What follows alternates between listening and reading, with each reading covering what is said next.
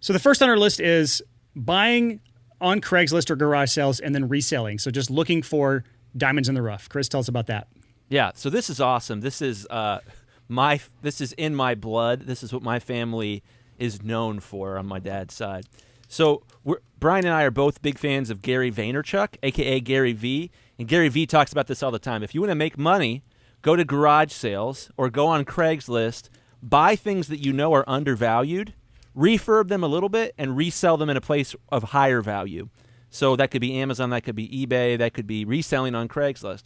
And the thing you guys, fun fact for the day, the word entrepreneurship is actually French. Entrepreneur is actually French. Entrepreneur.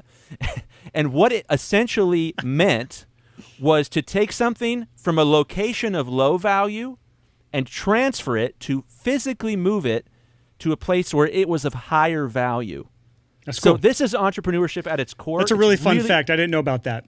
Yeah, it's like one of my favorite fun facts. And I get to say it comes from the French, which is my favorite thing to say on this podcast.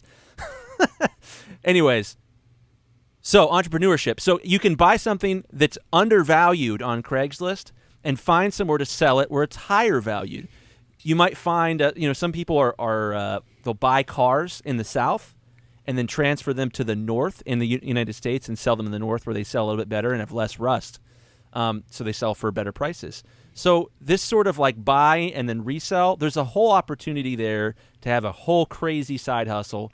And, if you have something where about, I don't know, Magic the Gathering cards or baseball cards or what have you, you might be able to buy stuff cheap and sell it high.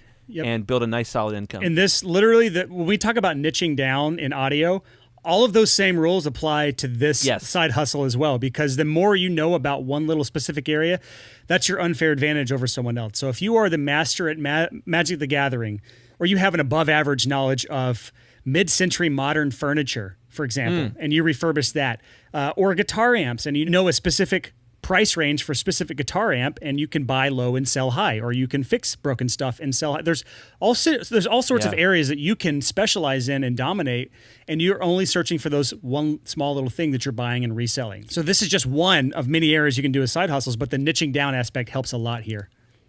Yeah, and so the cool thing here is this sort of side hustle gives you freedom and flexibility. It lets you decide, hey, I'm not sure when I'm going to be done with this project. I can pick this up once I'm done, and I can fill in the gaps between it. Yep, and it also can be fun. Like my mom and sister do this every weekend just for fun. They don't really care about making the money. They do make money doing it, but they just do it for fun and mother-daughter bonding time. So it's also something you can do on the side for fun, and you just happen to make money with it. So my grandpa used to do. He was like Mr. Garage Sale. He would show up at a garage sale, and he was smart, and he knew what things were worth, and he could say, oh, that's way underpriced. A lot of people do this with cars. They buy cars on Craigslist. They detail them, like just make them look really shiny and nice, and then resell them for a whole lot more.